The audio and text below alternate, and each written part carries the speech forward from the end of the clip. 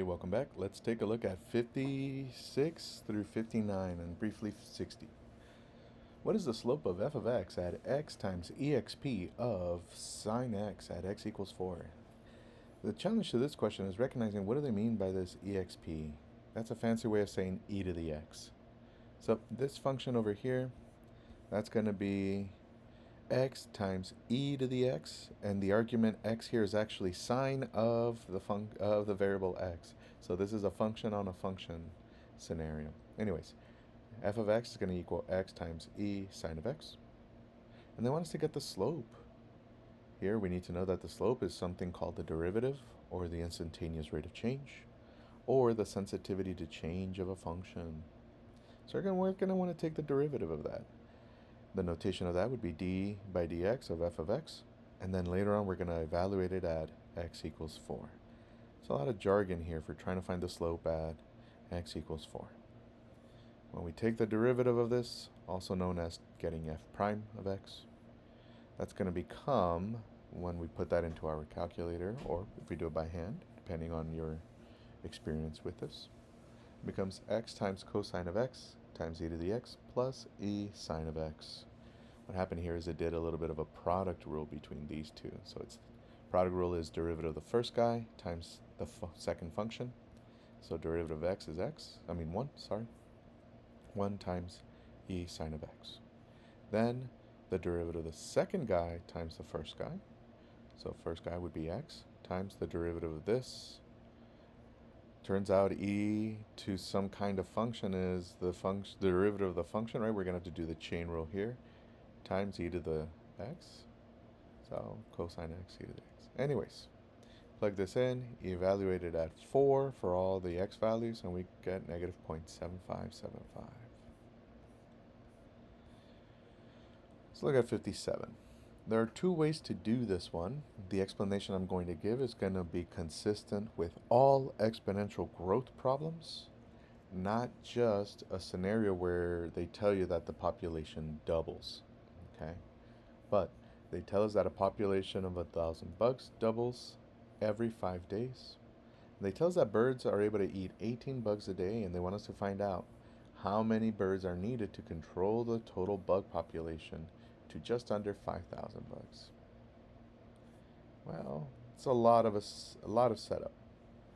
Whenever we have growth change or exponential growth, we want to keep track of that function, which says some future amount is going to equal the original amount times e to some exponential growth rate.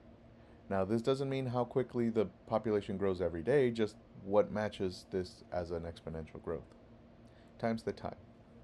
So they tell us the population doubles, so 2,000 is the future amount after 5 days. And we want to solve for the exponential growth rate.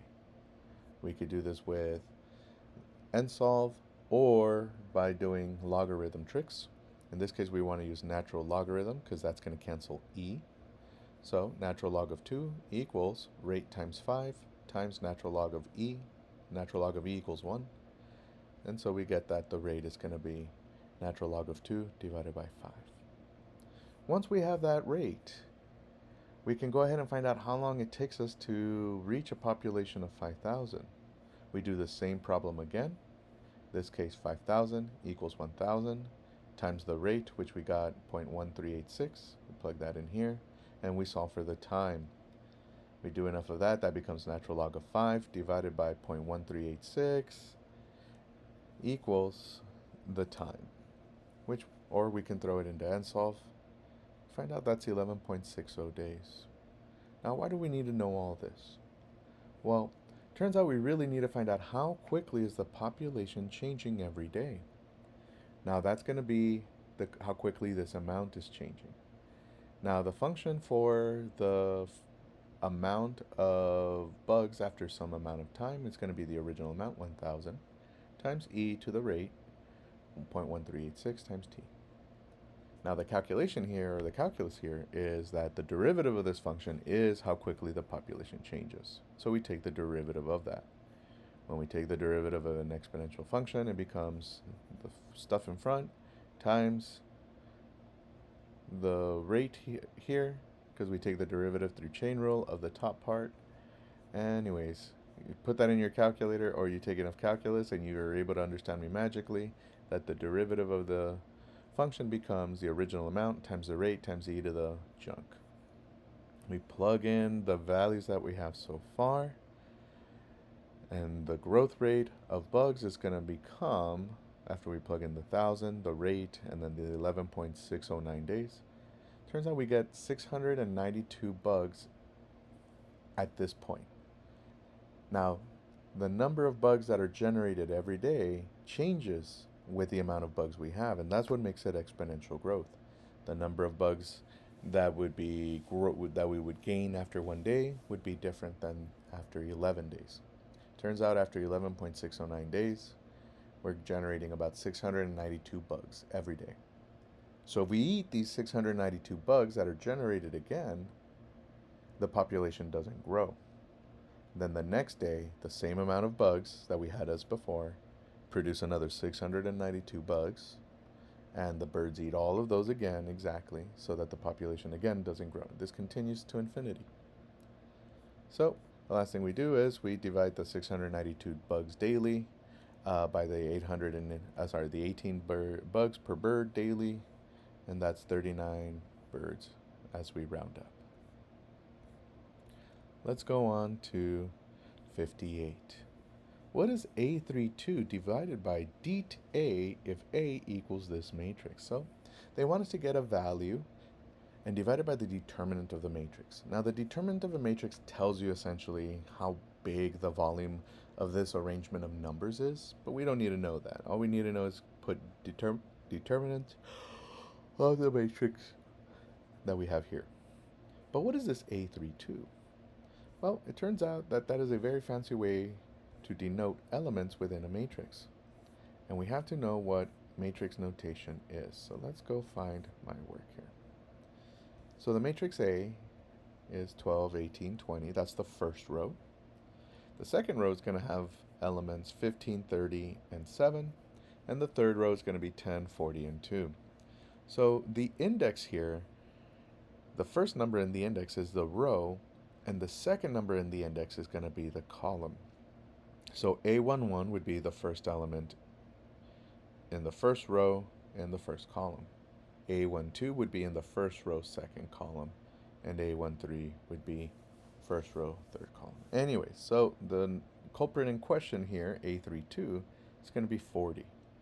Now when we get the determinant of this matrix, it turns out that it's 3090. So we take 40 divided by 3090, and we get 0.0129. Let's continue with 58. 58 is asking us to get the area of a shape. 59. Now the shaded area here, the quickest way to get this is through something called the integral. So we're going to want to get the integral, and that's going to give us the area under the curve. Now what we need to understand here is that the area is going to be marked by two different curves. The first curve, the top function, is going to be square root of x, as they say. Now the bottom function technically would be x equals 0. So the first integral would be the integral of square root of x minus 0 from 0 to this intersection value, which is actually going to be equal to 1 if we solve for it. Okay, don't just always assume that by looking at it, it is going to be that number. But in this case, yes, the upper bound for this orange area is 1. The second part to that, we're going to add the area of this purple triangle, which is going to be the integral of 2 minus x from the value 1 to 2. And the bottom function here would be x equals 0, but we don't need to take the time to write that in our calculator. Anyways, putting it all together, it's the integral of square root of x from 0 to 1 plus the integral of 2 minus x from 1 to 2. For number 60,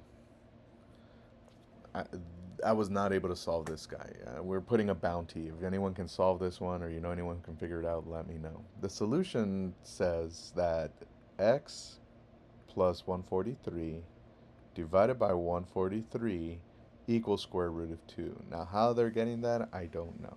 But if anyone can get that, let me know. Have a good one. Thank you again.